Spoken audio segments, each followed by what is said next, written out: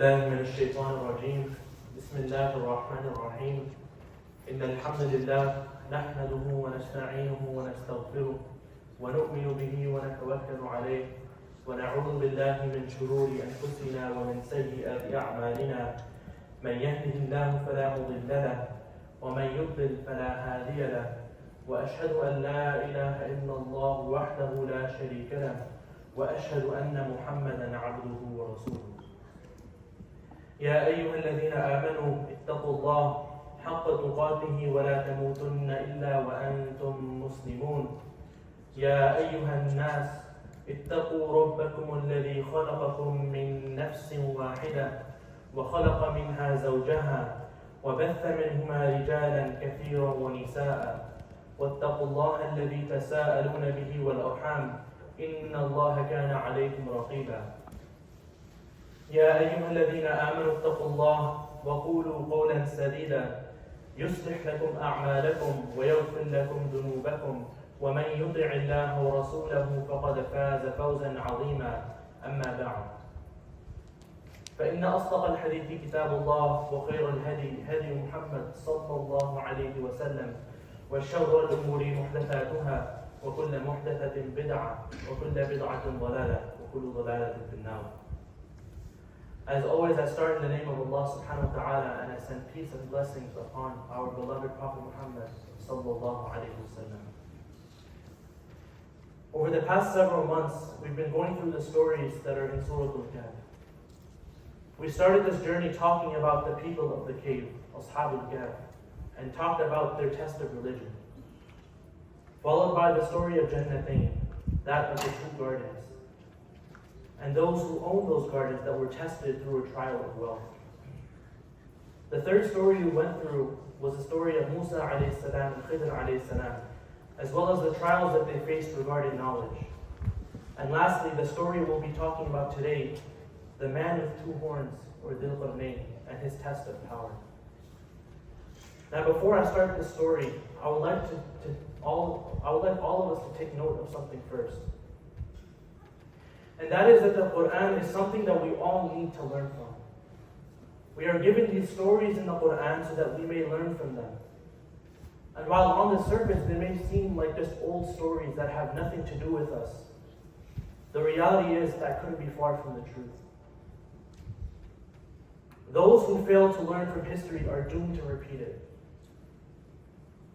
It is not a quote from the Quran nor from any of the hadith, but a quote of the Western world, written by or said by the popular Spanish philosopher George Santayana and popularized by the Prime Minister of the UK during the time of World War II, Winston Churchill. Those who fail to learn from history are doomed to repeat it. In the Quran, or by the Prophet ﷺ through hadith, we are told that reading Surah Al-Kahf will protect us from the fitna of the Dajjal. And the reason as to why lies within the meaning of the very surah. Because each story within the surah symbolizes a trial that we will face as we come closer to his arrival. The trial of religions that is symbolized in the story of Ashab al-Kahf signifies many things. The main one is that only Muslims with Iman will be able to see the word Kafir written on his forehead. The trial of wealth symbolized in the story of the two gardens signifies the control that Dajjal will have over wealth in this world, as well as how materialistic people will become. And people are willing to become his servants and his followers just for a taste of that wealth. The trial of knowledge is symbolized in the story of Musa alayhi salam and Khidr alayhi salam. It signifies how common misinformation will become, how what is right will be considered wrong, and what is wrong will be considered right, how knowledgeable people will be considered ignorant, and the most ignorant of people will be considered knowledgeable. And this will also happen during the time of this fitna. And lastly, today's topic, which is that of Qarnayn, and the trial of power, which signifies how people will crave power and authority and are willing to do anything to get it. So who was Qarnayn, the man with the two horns in English? Firstly, what does that mean? Does it mean that he was a Viking who wore a Viking helmet? No. There are many inferences by the ulama of the past and today as to what his name means. But the most common and agreed upon is that he traveled from one qarn, or one point or horn of the earth, to the other qarn of the earth, from east to west. So who was he then? Some people believe that he was a prophet. Some people believe that he was an angel. And others believe that he was simply just a man. Many people believe that he was Alexander the Great. Others believe that he was Cyrus the Great.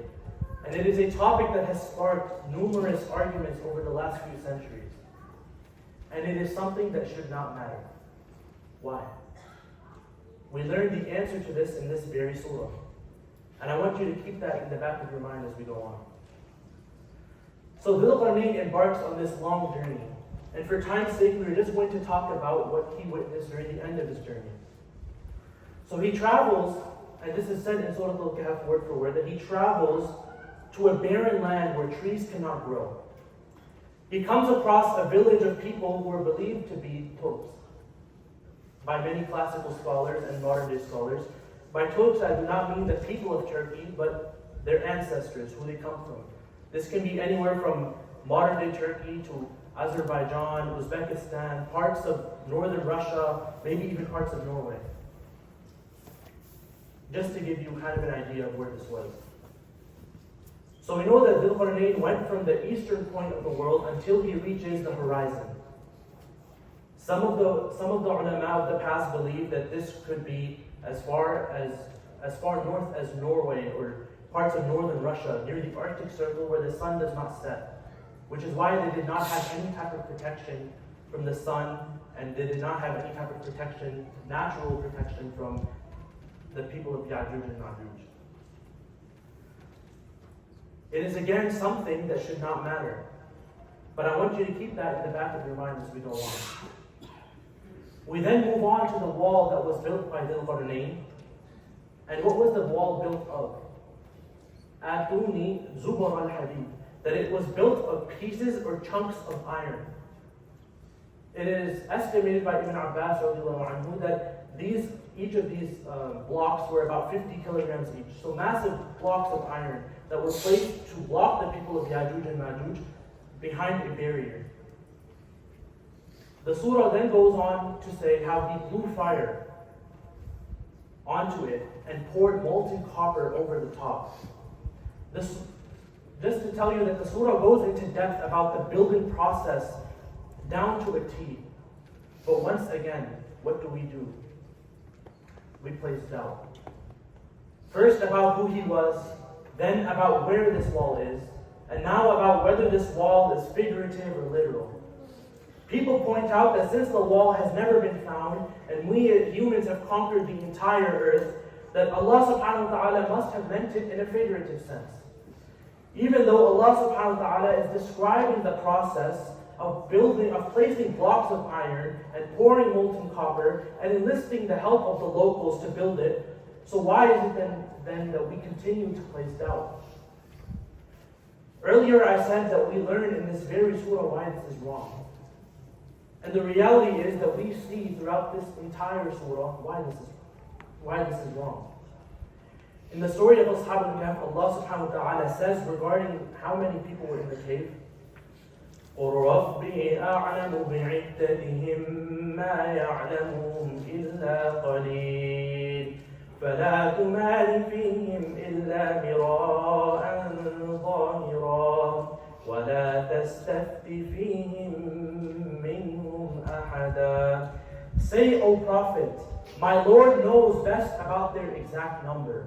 Only a few people know as well. Do not argue about them except with sure knowledge, nor consult any of those who debate about them. Allah subhanahu wa ta'ala says, do not argue with them except with sure knowledge. And none of us alive today have sure knowledge about how many companions were in that cave.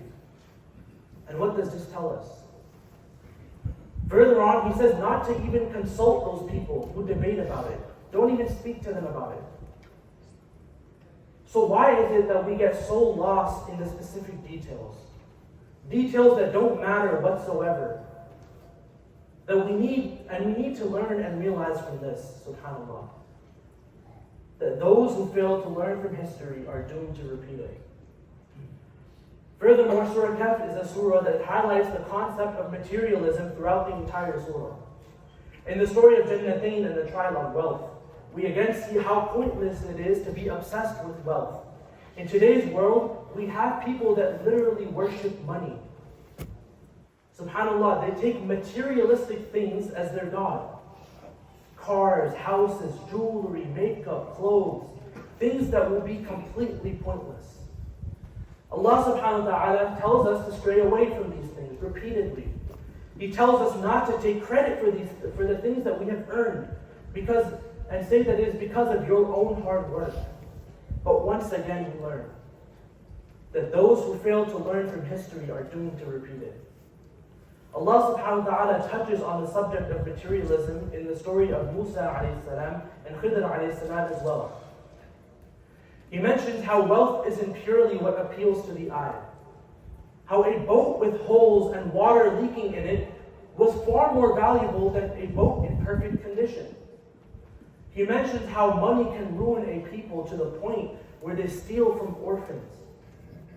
And yet again, we look at our world today. Everything is about how it appears. Everything is about how much it costs. And once again, we see that what? That those who fail to learn from history are doomed to repeat it. And once again, here we are. The story of Qarnayn that shows us how a calamity that is going to befall humanity. And what do? I mean, forget about the whole part where the world's going to end and these people, Ya'juj and Ma'juj, are going to devour everything in its path. But where is this wall anyway? This wall that's talked about. I looked on Google Earth, I scoured every corner, I don't see it anywhere. I'm sure that someone must have spotted it by now. Or, oh man, it seems like this Qarnayn person has a lot to do with Alexander the Great in my history book. They must be the same person. Did we all just forget about how this is something that is literally destined to happen? How these people are blocked behind a giant barrier with possibly millions of kilograms of iron just to block them from getting out. And we are so focused on the minute details of this story once again. But then again, as we learn, those who fail to learn from history are doomed to repeat it. أقول قولي هذا وأستغفر الله لي ولكم ولسائر المسلمين فاستغفروه إنه هو الغفور الرحيم.